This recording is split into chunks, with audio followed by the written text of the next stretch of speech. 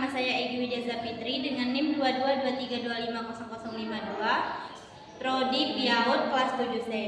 Baik, di sini saya akan mempresentasikan hasil makalah yang berjudul Kajian Neuroscience dalam Pembelajaran Anak. Adapun pengertian neuroscience dalam pendidikan, neuroscience merupakan cabang ilmu yang mempelajari sistem saraf dan hubungannya dengan perilaku manusia, termasuk proses belajar, memori, serta perkembangan kognitif. Dalam konteks pendidikan, neuroscience berupaya menjembatani antara ilmu otak dan praktik pembelajaran di kelas. Menurut Goswami 2021, neuroscience pendidikan itu memfokuskan pada bagaimana otak memproses informasi, membentuk memori, dan beradaptasi terhadap pengalaman belajar.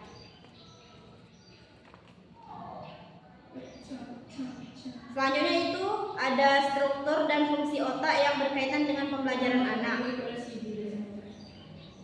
Yang pertama ada korteks prefrontal, terletak di bagian depan otak. Area ini bertanggung jawab terhadap fungsi eksekutif seperti perencanaan, pemecahan masalah, dan pengendalian diri. Konteks prefrontal baru berkembang optimal pada masa remaja, sehingga pada anak-anak kemampuan mengatur diri masih terbatas. Yang kedua itu ada hipokampus, merupakan bagian otak yang berperan penting dalam menyimpan memori jangka panjang. Aktivitas hipokampus meningkat ketika anak melakukan pengulangan informasi melalui kegiatan yang melibatkan panca indera. Yang ketiga itu ada amigdala, berfungsi mengatur emosi dan respon terhadap stres.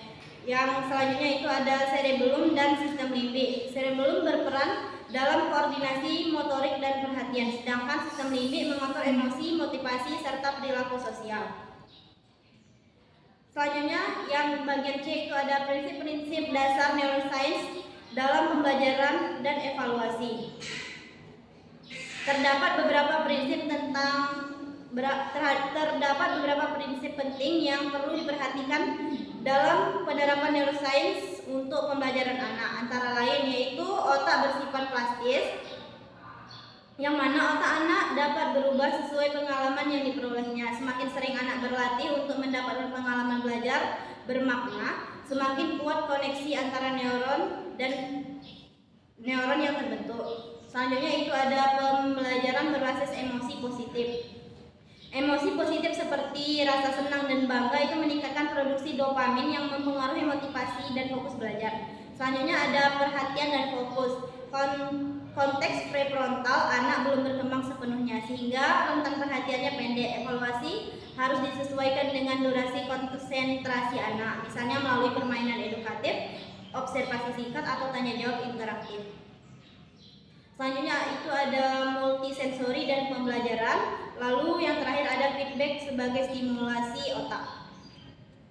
Yang selanjutnya ada penerapan neuroscience dalam evaluasi pembelajaran anak. Yang pertama itu ada evaluasi autentik berbasis proses. Guru menilai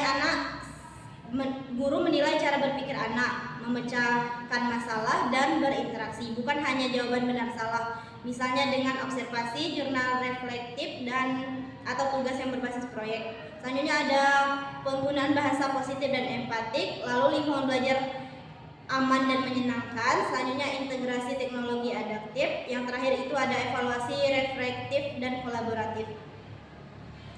Yang G, tantangan dan peluang penerapan neuroscience di dunia pendidikan. Implementasi neuroscience di Indonesia masih menghadapi kendala besar, antara lain keterbatasan integrasi sains di kalangan pendidikan dan belum adanya kebijakan kurikulum berbasis neuroscience. Banyak guru yang masih percaya pada neuromitos seperti teori otak kiri kanan atau anak hanya bisa belajar dengan satu gaya belajar. Namun peluang besarnya dengan berkembangnya pelatihan daring dan penelitian, guru kini dapat mengakses sumber ilmiah neuroscience secara mudah. Mungkin hanya itu yang dapat saya sampaikan. Akhir kata, wabillahi taufiq wal hidayah. Wassalamualaikum warahmatullahi wabarakatuh.